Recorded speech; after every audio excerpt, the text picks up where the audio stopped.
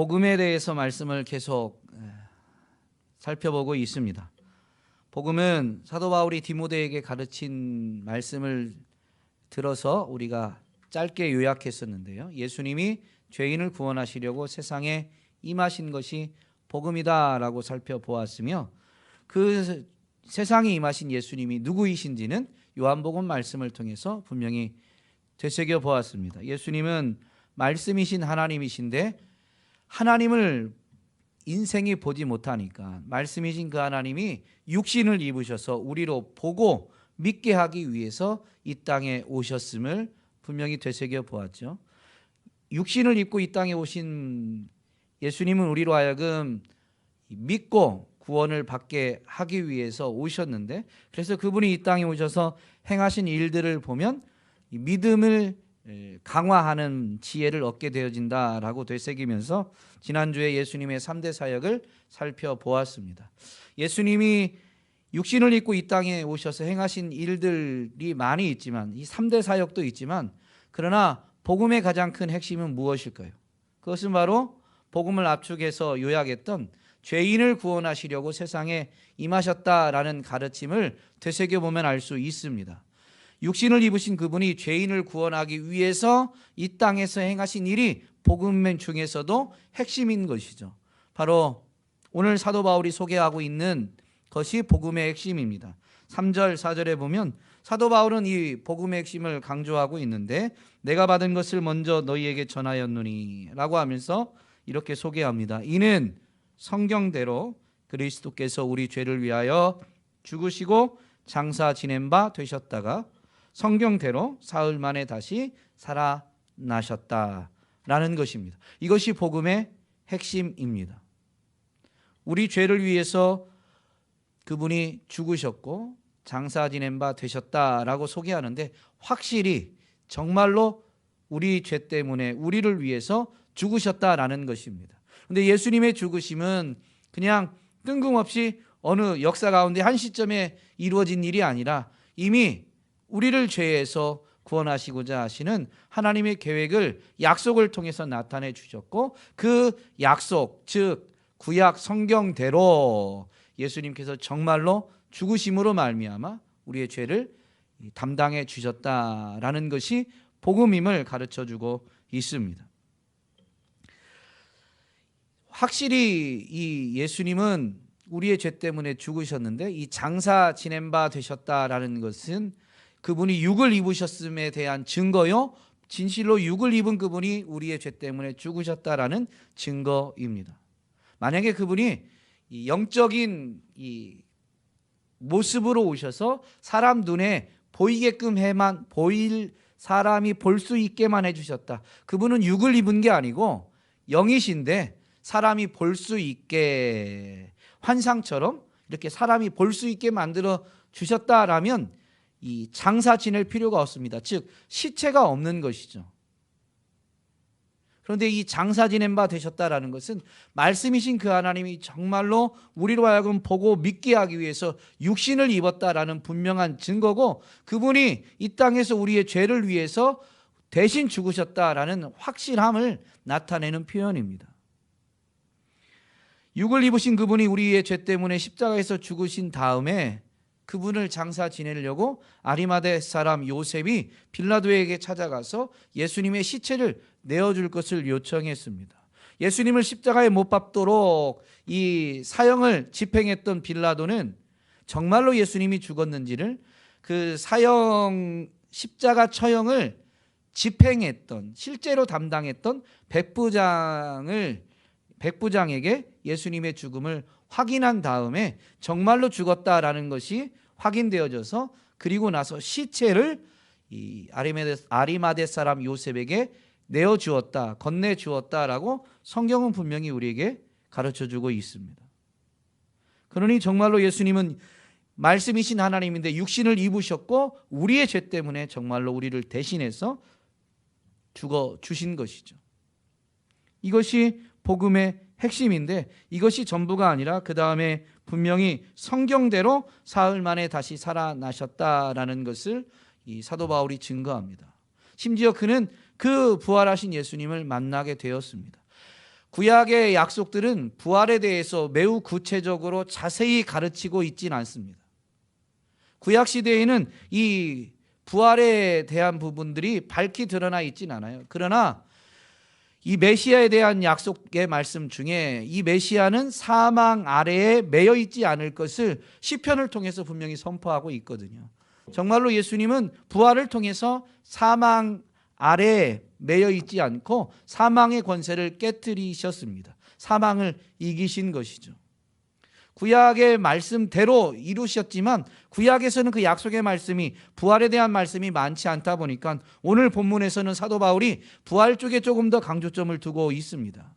예수님 정말로 이 부활하셨다라는 것을 증거하는데요. 그분은 몸을 입으시고 이 땅에 오셔서 그 몸을 입으신 그분이 죽으셨는데 그분의 부활도 몸의 부활임을 분명히 가르치면서 이 고린도전서 15장을 기록하고 있습니다.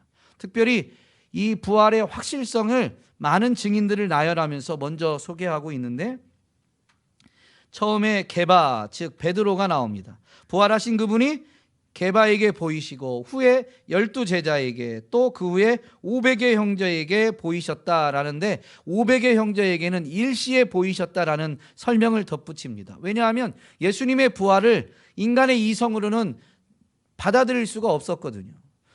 죽은 사람이 다시 살아난다라는 것이 사람의 지식의 한계로는 받아들이기가 어려웠습니다. 그러다 보니까 예수님을 너무 사모했던 제자와 그를 따르는 일행들이 헛것을 보았다, 환상을 보았다라고 예수님의 부활을 부인하는 자들이 주장했습니다.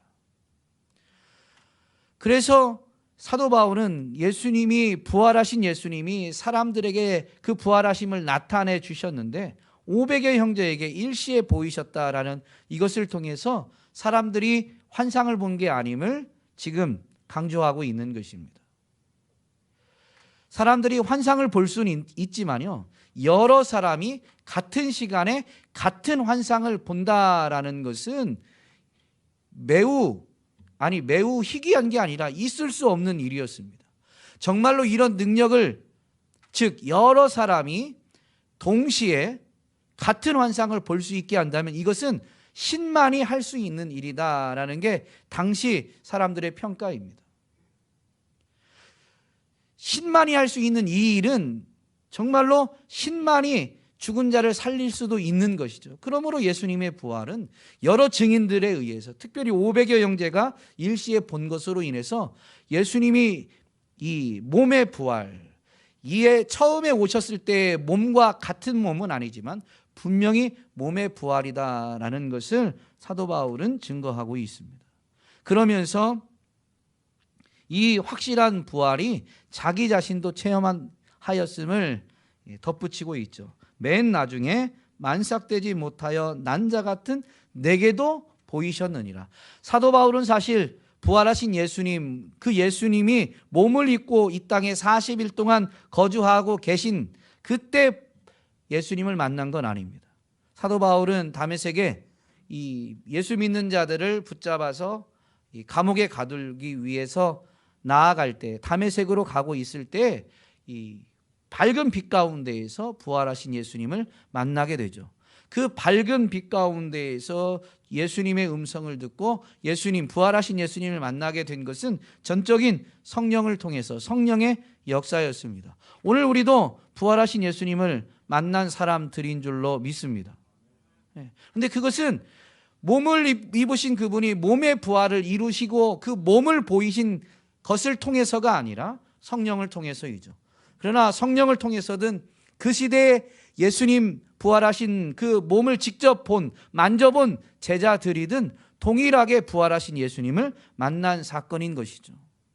부활하신 예수님, 우리의 죄 때문에 죽으시고 부활하신 예수님, 이 복음을 체험한, 복음의 능력을 체험한 사람이 바로 사도 바울이고 오늘 저와 여러분인 줄로 믿습니다. 그러면 이 복음의 능력을 체험하면 어떤 변화가 있을까요?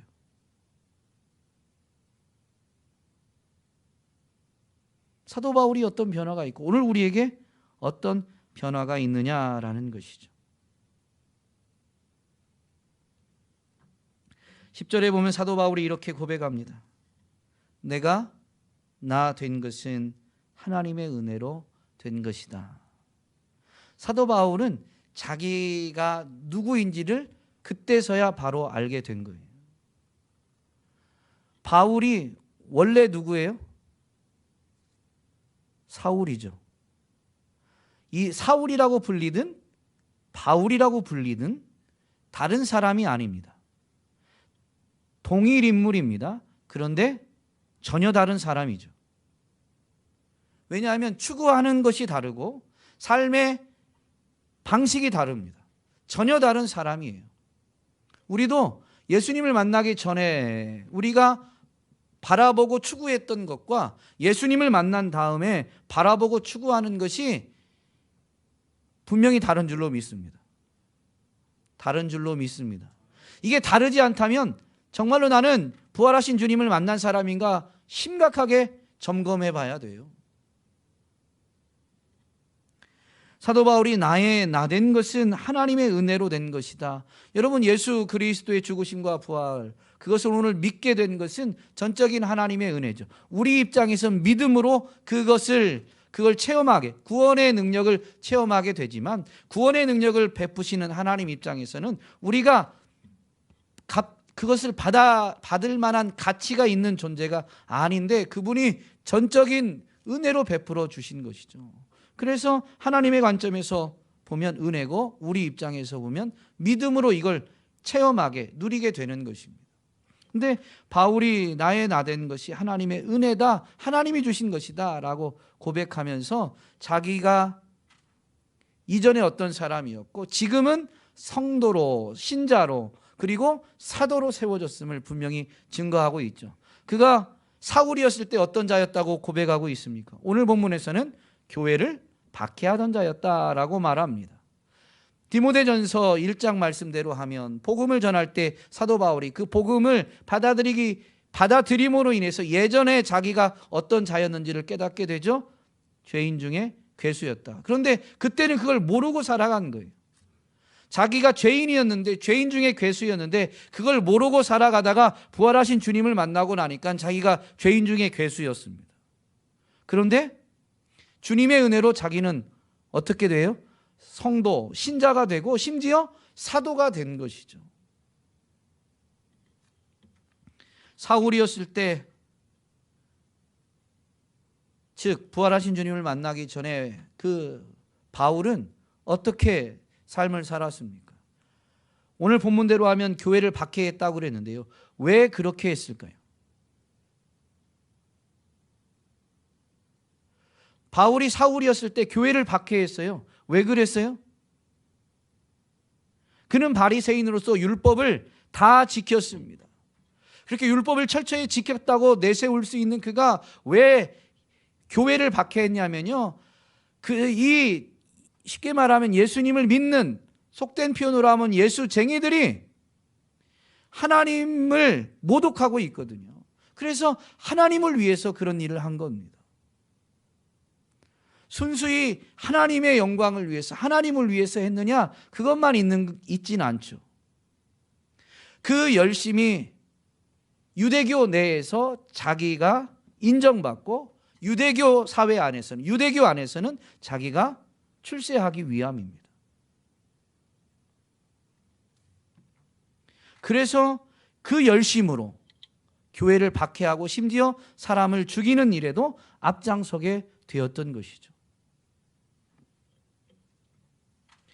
그래서요, 인생은 이 열심보다 더 중요한 것이 뭐냐면요, 참된 자기를 발견하는, 하나님 앞에서 자기 자신은 어떤 사람인가라는 것을 아는 것이 삶을 열심히 사는 것보다도 훨씬 더 중요한 것입니다.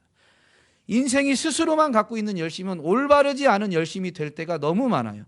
그런데 그 열심은 올바르지 않은 경우는 사울일 때 보여주었던 것처럼 사람들을 박해하고 심지어 사람들을 죽이게 만드는 일을 저지를 수도 있다라는 것이죠.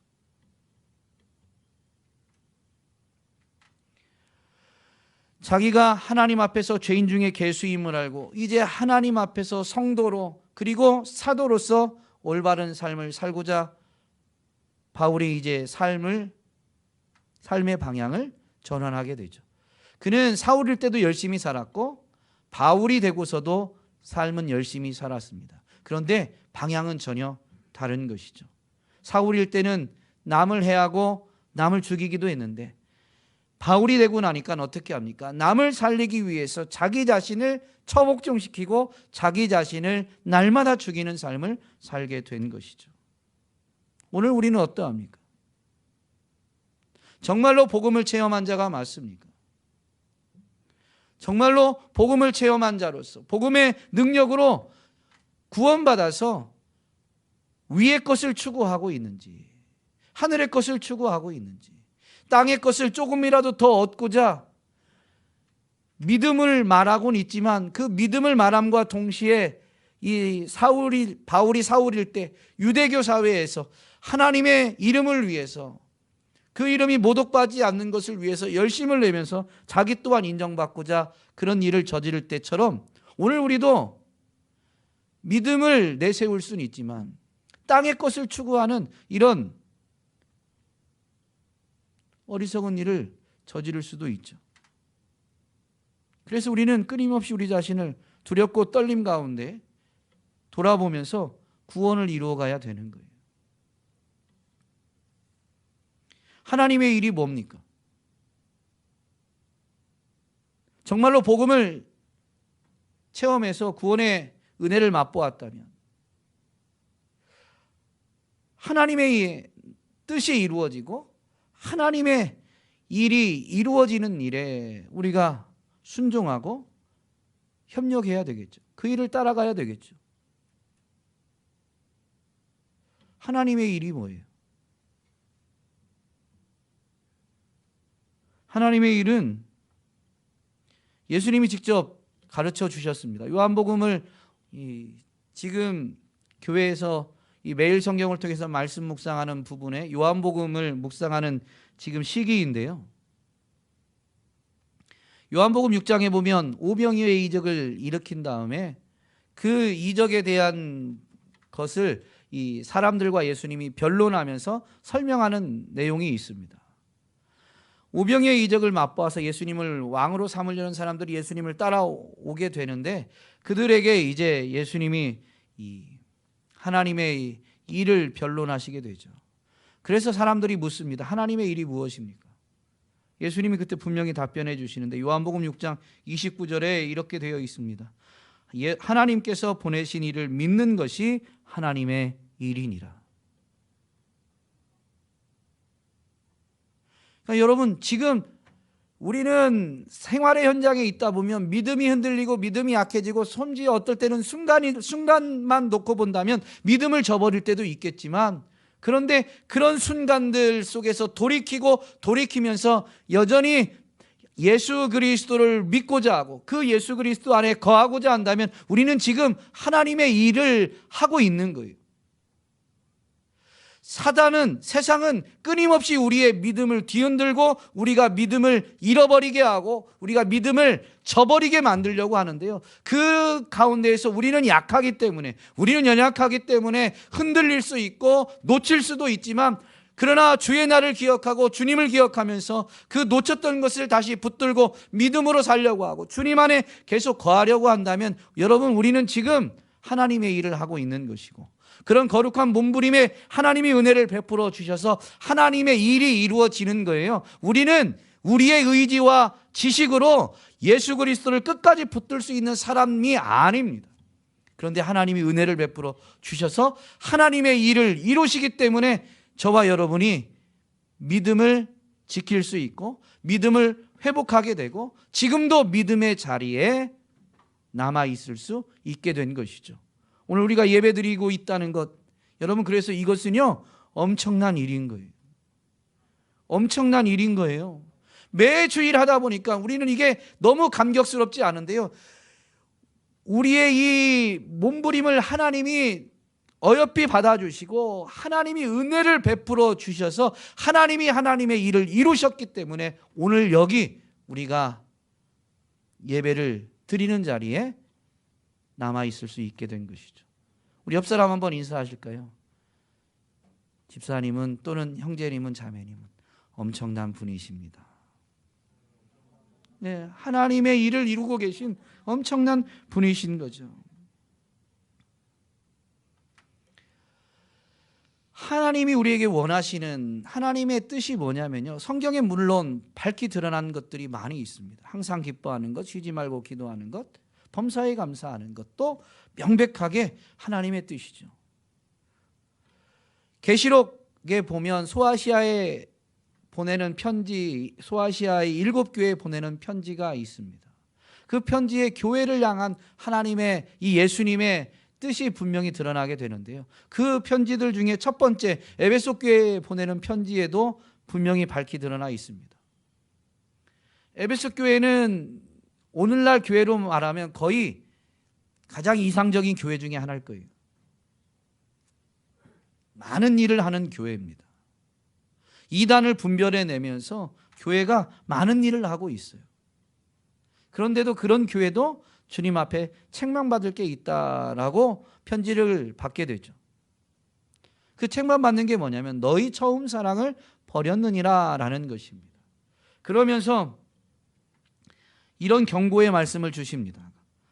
그러므로 어디서 떨어졌는지를 생각하고 회개하여 처음 행위를 가지라. 만일 그리하지 아니하고 회개하지 아니하면 내가 내게 가서 내 촛대를 그 자리에서 옮기리라. 여러분, 교회는 많은 일을 하는 것도 중요하겠지만 그보다 훨씬 더 중요한 게 뭐냐면요, 주님을 향한 사랑을 잃어버리지 않는 것입니다.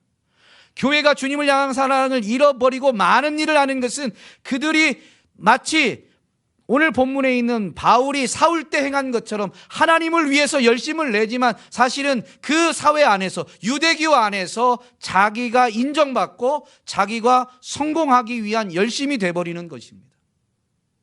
교회가 많은 일을 할 수 있는데 하나님을 향한 사랑을 잃어버린 채 많은 일을 한다면, 성도가 하나님을 향한 사랑을 잃어버린 채 많은 일을 하고 있다라면 그것은 하나님을 위한 일이 아니고 자기 자신의 인정과 성공을 위한 것으로 전락해버립니다. 그래서 많은 일을 하는 것도 중요하긴 하지만 그거보다 훨씬 더 중요한 일이 뭐냐? 하나님을 향한 사랑을 잃어버리지 않는 것이죠. 그래서 사도 바울은 이 고린도전서 15장 바로 앞에 13장에 보면 사랑이 얼마나 중요한가라는 것을 가르쳐 줍니다. 내가 사람의 방언과 천사의 말을 할지라도 사랑이 없으면 소리나는 구리와 울리는 꽹과리가 된다. 내가 예언하는 능력이 있어 모든 비밀과 모든 지식을 알고 또 산을 옮길 만한 모든 믿음이 있을지라도 사랑이 없으면 내가 아무것도 아니다.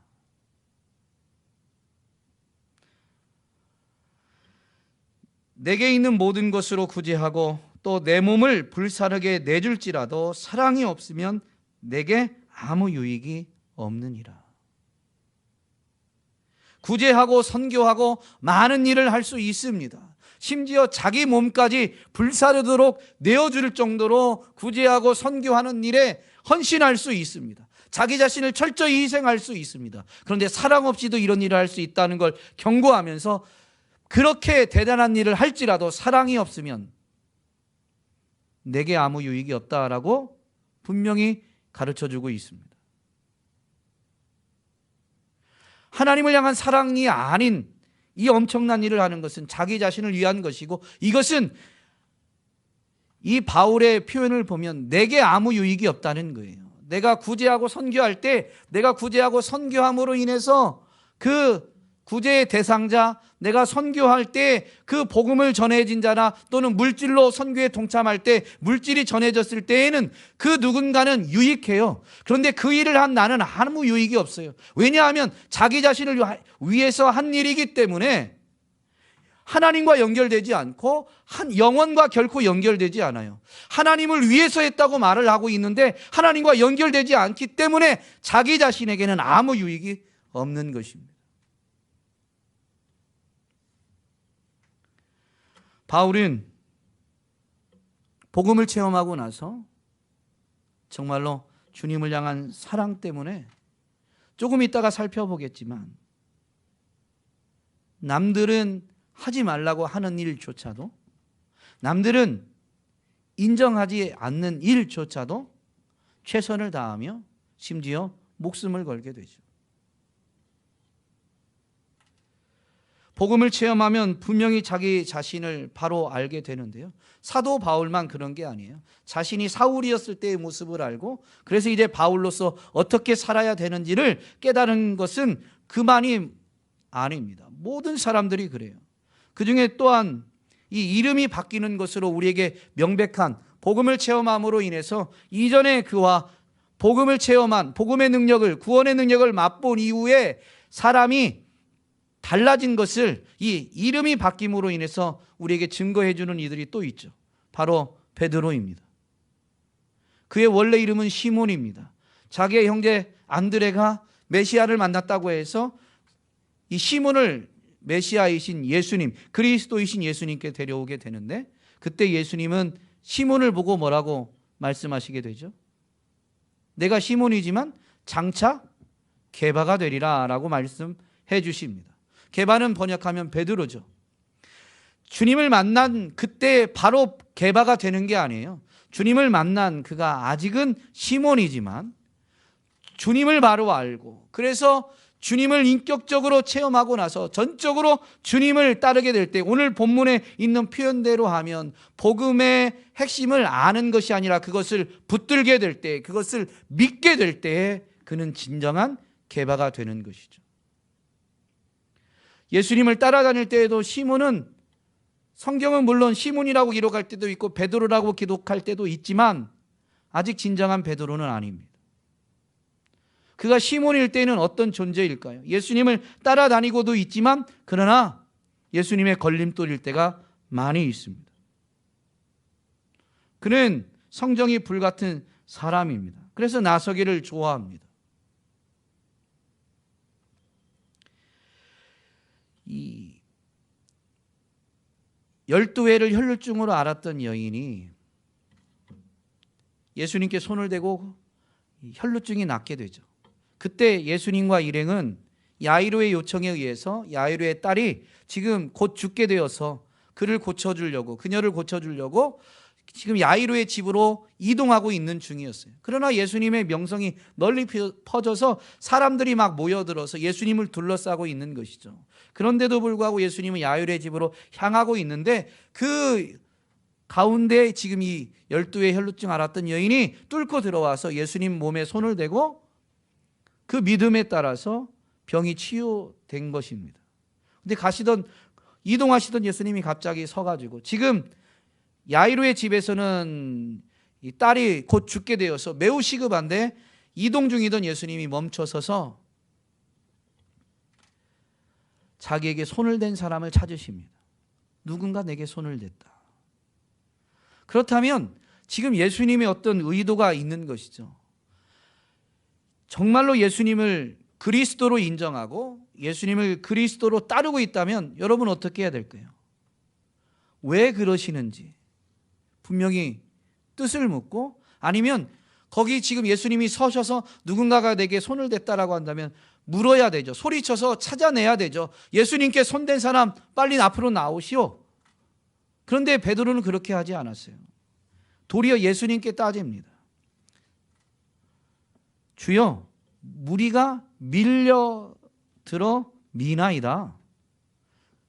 성경은 이렇게 짧게 요약하지만요, 짧게 묘사하고 있지만 예수님, 지금 무리가 밀려들어서 밀고 있는데 이 가운데 누가 손을 댔는지 어떻게 아십니까? 라고 사실은 예수님의 이 멈추어 섬에 대해서 약간 책망하듯이 말하고 있는 것입니다. 그때 예수님이 분명히 말씀하시죠. 내게서 능력이 나갔다. 그 밀려드는 사람들을 말한 게 아니라 예수님을 그리스도로 인정하고 손만 대면 낫겠다라고 믿고 믿음으로 손을 댄 사람이 있다는 거죠. 예수님이 찾는 사람은 정말로 그냥 육신에 손댄 사람이 아니라 믿음의 손을 댄 사람을 찾으시는 거였죠. 그 예수님의 의도를 알고 그 사람을 찾아내야 되는데 베드로는 그렇게 하지 않아요. 도리어 예수님을 꾸짖게 되죠. 예수님과 함께 지내면서 베드로는 예수님에 대해서 알아가게 됩니다. 그래서 예수님이 자신이 누구인지를 물을 때 베드로는 앞장서서 주는 그리스도시요 살아계신 하나님의 아들이십니다 라고 고백하게 됩니다. 정말로 예수님과 함께 지내면서 베드로가 예수님을 바로 알고 이제는 참된 믿음을 갖게 된 것처럼 보입니다. 이후로는 예수님 그분이 그리스도이심을 알아서 그분의 말씀에 전적으로 순종하고 온전히 믿음으로만 살 것처럼 보이는데,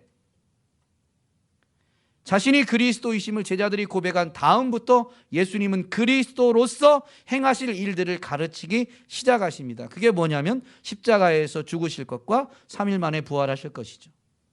그런데 그리스도로서, 하나님의 아들 그리스도로서 행하실 일을 가르치자 베드로가 예수님을 꾸짖으면서 결코 그런 일이 있을 수 없다라고 그리스도로서 행하실 일에 대해서 제지합니다.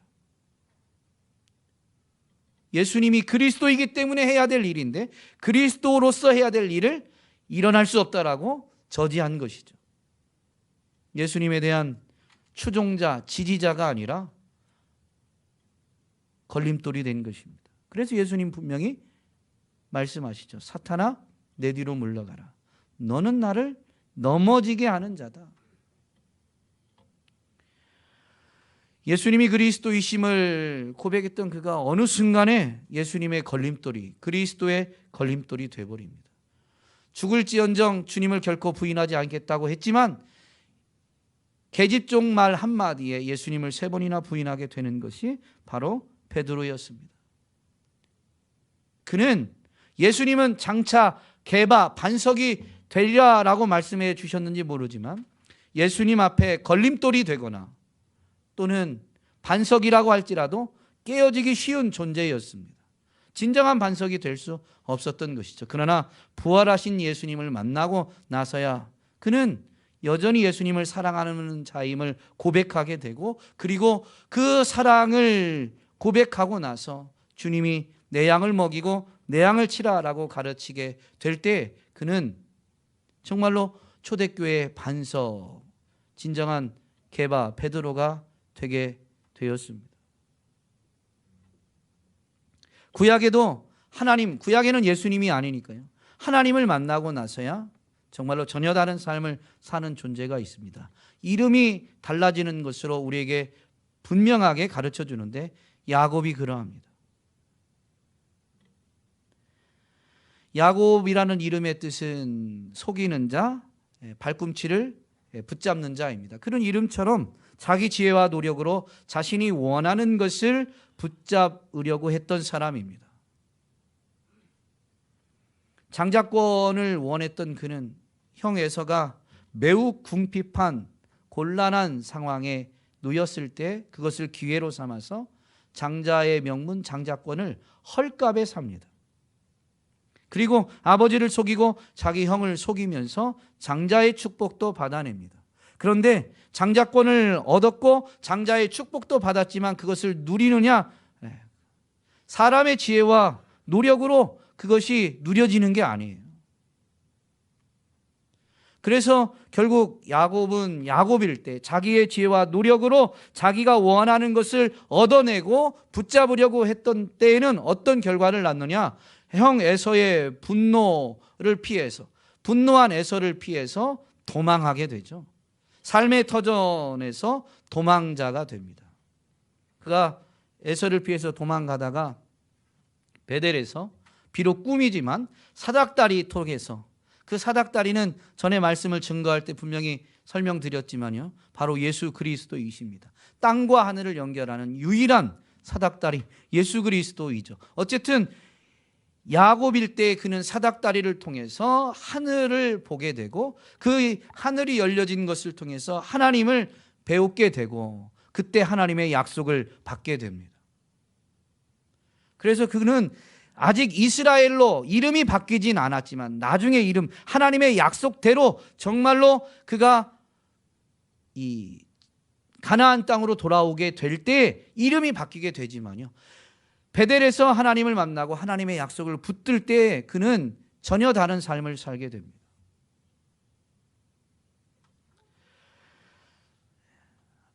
라반이, 즉 그의 외삼촌이 10번이나 품삯을 속이고 부당한 대우를 했음에도 불구하고 그는 하나님의 함께 하심을 철저히 신뢰하면서 주어진 일에 최선을 다하게 되죠. 그렇게 해서 20년을 지낸 다음에 이제 그 약속을 붙들고 이제 아버지 그리고 할아버지 아브라함과 이삭에게 주시겠다고 하셨던 그 땅으로 돌아오다가 다시 하나님과 씨름하면서 정말로 이제는 새로운 이름을 얻게 됩니다. 하나님과 겨루어 이긴 자라는 의미의 새로운 이름 이스라엘을 얻게 되죠. 이스라엘이라는 이름을 얻게 됩니다. 야곱은 하나님을 만나고 이스라엘이 되어지면서 이스라엘이라는 이름을 얻게 된 것입니다. 야곱은 야곱으로 살아서는 안 돼요. 야곱은 이스라엘이 되는 것이 하나님의 은혜의 결과이에요. 즉 하나님의 은혜, 하나님이 은혜를 베푸신 진정한 목적인 것이죠. 오늘 구원의 은혜를 우리가 받았다면요, 우리는 오늘 이전의 우리의 모습으로 삶을 사는 것으로 끝나서는 안 됩니다. 본문에 있는 바울의 표현대로 하면 그는 사울로 삶을 살아서는 안 돼요. 바울이 돼야 되는 것이죠. 시몬으로 삶을 살아서는 안 돼요. 베드로가 돼야 되는 것이죠. 오늘 저와 여러분은 구원의 능력을 분명히 체험했다라면, 복음을 통해서 구원의 능력을 체험했다라면 오늘 우리는 어떤 존재인지를 분명히 깨달아야 되며 예전의 그 모습으로 우리의 삶을 끝내서는 안 된다라는 것을 잊지 말아야 됩니다. 우리는 새로운 존재가 되었고 새로운 존재로서 삶을 살아내야 되는 것이죠. 그것이 우리가 이 땅에 남겨진 진정한 이유입니다. 바울이 그것을 우리에게 보여주고 야곱이 또 많은 믿음의 선배들이 그러한 삶을 우리에게 보여주는데요, 이러한 삶을 일컬어서 오늘 본문에서 바울은 뭐라고 설명하냐면 은혜가 헛되지 않은 삶이다. 하나님이 값없이 은혜를 베풀어 주셨는데 그 은혜가 헛되지 않는 삶이 뭐냐면요, 내가 나 되는 거예요. 참다운 내가 되는 것이 하나님의 은혜가 헛되지 않는 삶입니다. 하나님의 은혜가 헛된다면, 내가 하나님이 원하시는 그 모습이 되지 못했다면 우리는 하나님의 은혜를 저버린 자가 되는 거예요. 믿음을 저버린 거예요. 그래서 오늘 본문에서 보면 2절에 보면 너희가 만일 내가 전한 그 말을 굳게 지키고 헛되이 믿지 아니하였으면 그로 말미암아 구원을 받으리라. 이 진리, 이 복음을 정말로 붙들고 지키고 믿는 것이 그분이 우리에게 베푸신 은혜를 헛되이 하지 않는 것입니다. 우리의 믿음이 헛되지 않는 것이죠. 그러한 삶은 어떤 삶일까요? 오늘 본문에서 보면 사울이 아니라 바울의 삶을 그가 고백하고 증거하고 있는데 10절 말씀해 보니까 내가 나 된 것은 하나님의 은혜로 된 것이니 내게 주신 그의 은혜가 헛되지 아니하여 헛되지 아니해서 어떻게 삶을 살았느냐, 내가 모든 사도보다 더 많이 수고하였다라고 증거하고 있습니다. 그 앞에 보면 바울은 복음을 체험하고 나서 하나님이 자기 자신을 이방에게 복음을 전하는 사도로 부르셨다는 걸 알게 되었어요. 그런데 사람들은 바울의 사도성을 인정하려고 하지 않았습니다. 초대교회 안에서 바울은 사도로 세워진 것으로 치면 나중에 세워진 자입니다. 그래서 바울의 사도성을 사람들이 그렇게 인정하려고 하지 않았어요. 이미 존재했던 사도들보다 사도들과 동등하게 인정해 주지 않았어요. 바울이 하는 일을 그렇게 존중하지 않았다고요. 그런데도 불구하고 바울은 어떻게 했느냐? 더 많이 수고했다라는 것이죠. 바울이 지금 말하는 것은 내가 인정받지 못했지만 베드로보다 더 열심히 했다라는 비교를 말하는 게 아닙니다. 자기가 지금 담당하고 있는 일이 사람들에게는 작게 여겨졌지만 나는 그것을 작게 여기지 않았다라는 의미예요. 왜냐하면 이건 하나님이 맡기신 일이기 때문에 사람들은 작다라고, 사람들은 그가 작다라고 여기고 그가 하는 일이 작다라고 말했는지 모르지만 바울은 스스로 그렇게 여기지 않았다라는 것을 지금 피력하고 있는 것입니다. 복음을 체험하고 나면요, 삶의 현장에서 지금 내가 감당하는 일이 물론 사회 시스템 안에, 조직 안에서 일부분에서 어떤 일을 감당하는 것이겠지만, 복음을 체험하고 나면 땅의 것으로 나를 돌아보지 않아요. 하나님의 관점으로 나를 돌아보게 되는 것이죠. 그래서 지금 이 일도 하나님이 내게 허락하신 일이에요. 오늘 하나님이 내게 어떤 일을 맡기시는지 모르지만, 나도 모르고 있었지만 여기까지 이르게 된 건 분명히 하나님의 섭리이니 지금 해야 되는 그 일은 하나님이 내게 맡기신 일이다라는 것이죠. 사람들은 그 일이 대단하게 여겨지지 않을, 사람들은 그 일을 대단하다라고 인정하지 않을지라도, 조직 안에서 보면 매우 작게 여겨지고 사소한 일처럼 보일지라도 하나님을 체험하고, 그래서 그분의 살아계심을, 그분의 주권을 인정하게 되면 사람들의 평가와 관계없이 이 일은 하나님이 오늘 내게 맡기신 일이기 때문에 결코 작은 일이 아니며, 그래서 그 일을 그 무엇보다도 더 열심히 감당하게 되는 것이죠. 복음을 전할 때 사도 바울이 자세가 어떠합니까? 사도행전 20장 말씀에 보면 그가 예루살렘으로 가고 있는데 성령에 감동된 사람들이 바울의 앞에 일어날 일들에 대해서 예언해 주었습니다. 예루살렘에 가면 결박당하고 핍박당할 것이다, 환난이 있다라고 분명히 예언해 주었습니다. 그런데 바울이 뭐라고 하냐면, 내가 달려갈 길과 주 예수께 받은 사명 곧 하나님의 은혜의 복음을 증언하는 일을 마치려 하면은 나의 생명조차 조금도 귀한 것으로 여기지 아니하노라. 예루살렘 교회에 가봐야 바울은 그 예루살렘 교회에 이미 세워진 사도들보다 인정받는 존재가 아닙니다.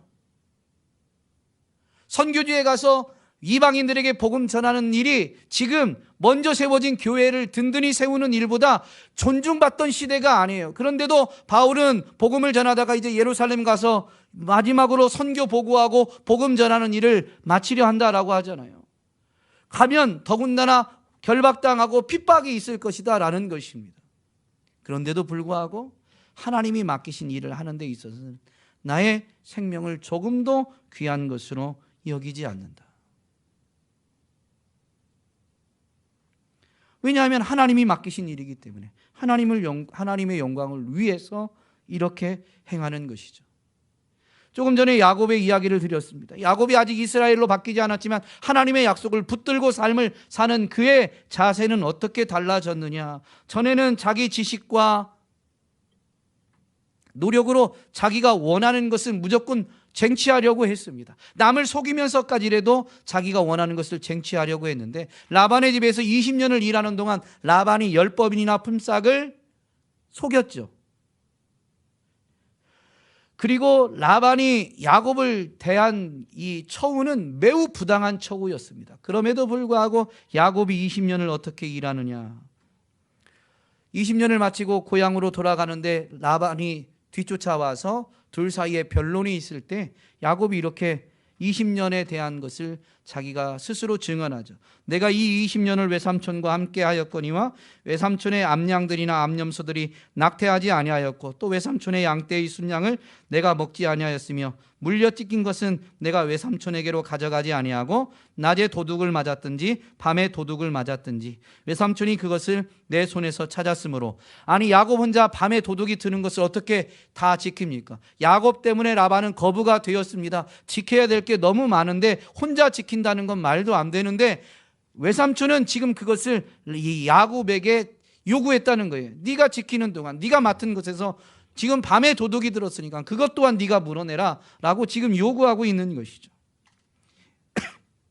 외삼촌이 그것을 내 손에서 찾았으므로 내가 스스로 그것을 보충하였으며. 말도 안 되는 부당한 요구를 하고 부당한 처우 속에서도 야곱은 자기 위치에서 해야 될 일에 대해서 소홀히 하지 않았다라는 말입니다.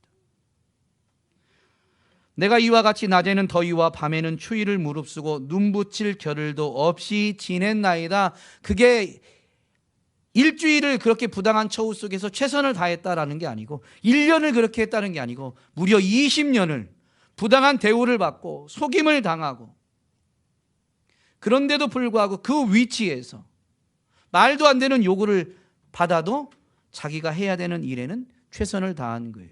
왜요? 베델에서 만난 하나님의 약속이 무엇입니까? 네가 어디로 가든지 나 여호와가 너와 항상 함께 있으리라. 그리고 함께 있음으로 인해서 결국엔 너를 약속의 땅에 돌이키게 하겠다라는 게 하나님의 약속이었어요. 그래서 그 20년을 부당한 대우를 받고 있음에도 불구하고 야곱은 낮이 밤인지 밤이 낮인지 눈붙일 겨를도 없이 최선을 다한 것입니다. 우리가 정말로 하나님을 인정한다면요, 우리는 우리의 삶의 현장에서 누가 인정하든 인정하지 않든 부당한 대우를 받을지라도, 심지어 부당한 대우를 받을지라도요, 그 일이 하나님이 오늘 내게 맡기신 일이기에, 외삼촌 라반의 집에서 라반의 양떼를 치는 일인데 여러분, 왜 이게 하나님이 맡기신 일일까요? 역사의 진정한 주인임을 인정한다면 하나님의 섭리를 나는 다 알지 못합니다. 마치 소경이 자기의 눈을 보지 못해서 손으로 사물을 인식할 때 코끼리를 만지면 소경들이 다른 이야기 하듯이, 하나님의 계획에 대해서 우리는 다 알지 못해서 오늘을 사는 우리는 나를 향한 하나님의 계획은 이건가? 매일 달라질 수도 있겠지만, 그러나 분명한 것은 내가 이해하지 못하는 것이지, 하나님의 섭리, 하나님의 주권은 분명하게, 하나님의 크신 계획은 반드시 이루어질 것이기에 오늘 맡겨진 일에는 최선을 다한다라는 것이 이 야곱의 자세였고 바울의 자세였고, 하나님을 정말로 체험하여 알게 된, 부활하신 그분을 만나게 된 참된 신앙인의 자세였던 것입니다. 다윗 또한 마찬가지입니다. 왕으로 세워지기 전에 다윗은 어떤 존재였을까요? 이새의 집안에서 다윗은 어떤 존재였을까요? 사무엘이 이새의 아들들 중에서 왕으로 세우고자 기름 부으려고 방문하게 되는데, 그 자리에 이새는 오지도 못했어요. 뭐 하고 있었어요? 양치고 있었어요. 평상시에는 다윗이 이새 집에 있는 양을 안 치다가 그날은 사무엘이 오니까, 평상시에는 다윗이 양을 안 치고 있었는데 그날은 이 사무엘이 오니까 형들이 있어야 되고 다윗이 양치러 갑자기 그날만 특별히 나갔을까요? 그렇지 않죠. 평상시에도 이 형들이 더 대우받고 야곱은 천덕꾸러기 취급을 다윗은 천덕꾸러기 취급을 받았을 거예요. 그러니 사무엘 같은 대선지가 올 때에도 그는 집안에 오지 못하고 형들에 의해서 치여서든 어쨌든 양을 치고 있었던 거예요. 다윗이 블레셋과 이스라엘의 전투 현장에 형들이 전쟁에 군인으로 참여했거든요. 그래서 이새가, 아버지가 다윗을 심부름 보내요. 그래서 전쟁터에 갔을 때 그 형이 다윗을 대우하는 것을 보면 다윗은 매우 천덕꾸러기 취급받고 핍박받았던 것을 볼 수가 있습니다. 그런데 그 블레셋과의 전투 현장에 갔다가 다윗이 하나님의 이름이 모욕받는 것을 보고 자기가 그 골리앗과 싸우려고 나서게 되죠. 그런데 다윗의 모습은 아직 소년이거든요. 그러니까 사울 왕이 볼 때 골리앗과 싸우기가 적절하지 않은 것입니다. 만류하는데요, 다윗이 이렇게 사울에게 말합니다. 주의 종이 아버지의 양을 지킬 때 사자나 곰이 와서 양떼에서 새끼를 물어가면 내가 따라가서 그것을 치고 그 입에서 새끼를 건져내었고, 그것이 일어나 나를 해하고자 하면 내가 그 수염을 잡고 그것을 쳐 죽였나이다. 집안에서는 천덕꾸러기 취급을 받고 형들에게는 미움을 받고 있음에도 불구하고 양을 칠 때 다윗은 어떻게 양을 쳤냐? 자기 목숨을 걸고 양을 쳤습니다. 자기에게 주어진 일에 목숨 걸고 한 거예요. 무모한 것처럼 보이지만요, 자기에게 주어진 일에 목숨 걸어 최선을 다한 거예요. 양을 이 사자나 곰이 와서 물어가면 따라가서 그것을 쳤다고 했는데요, 뭐라고 해야 될까요? 이렇게 사람으로 말하면 멱살 잡고 싸우듯이 사자와 곰과 싸웠다는 게 아니에요. 골리앗과 싸우는 다윗의 싸움 방법을 보면 어떻게 싸워요? 물맷돌로 싸우죠. 아직 소년인 그가 양을 지키는 일을 해야 되는데 사자나 곰이 와서 양을 잡아가는데 저걸 물리쳐야 되겠거든요. 자기 물리적인 육신적인 힘으로는 사자나 곰을 당해낼 수 없으니까 다윗이 고안해낸 방법이 무엇입니까? 다른 목동들도 그렇게 했는지 모르지만 어쨌든 다윗이 행한 게 뭐냐면 물맷돌을 던져서 사자나 곰을 물리치는 거예요. 그런데 이 물맷돌이 사자나 곰을 맞히지 않으면 양을 잡아먹으러 왔던 그 사자나 곰이 주변에 돌이 떨어진다고 사냥하는 걸 포기하고 돌아갔겠습니까? 해보면 알겠죠. 물맷돌을 대충 던져가지고는 사자나 곰을 물리칠 수 없다는 걸 알아요. 그러면 어떻게 했겠습니까? 연습해서 사자나 곰을 맞히는 연습을 했겠죠. 그런데 그 적당히 던져서 그냥 맞히는 정도면 사자나 곰을 물리칠 수가 없어요. 그래서 얼마나 연습했을까요? 회전력을 주고 돌려서 던진 돌, 그래서 그 강도가 어느 정도 사자나 곰에게 충격을 줄 때 사자나 곰이 양을 잡는 것을 중단하고 물러가게 되겠죠. 심지어 입에 있는 걸 놓고 갈 정도면 이 물맷돌을 던지는 걸 얼마나 연습했겠습니까? 골리앗과의 싸움에서 물맷돌 한 방으로 그 거구가 쓰러질 정도로 이 물맷돌을 강하게 던지는 연습을 했던 겁니다. 아무도 알아주지 않고 더군다나 천덕꾸러기 미 신세 취급받으면서 그래서 홀로 들에 내몰렸는데 그 일을 다윗은 어떻게 했냐면요, 최선을 다해서 이 자세를 보면 그 입에서 찢어서 그 양을 빼낼 만큼 목숨 걸고, 비록 멀리 서서 물맷돌을 던졌지만 그것조차도 목숨 거는 행동이 아니면 할 수가 없는 것이죠. 뭐 몇 킬로 떨어져서 돌을 던질 수 있겠습니까? 적당히 맞추려면 어느 정도 가까이 있어야 되고, 만약에 사자가 달려든다라고 한다면 자기 스피드로 사자를 떨쳐낼 수 있겠어요? 그럴 수 없죠. 그것 자체가 목숨을 거는 겁니다.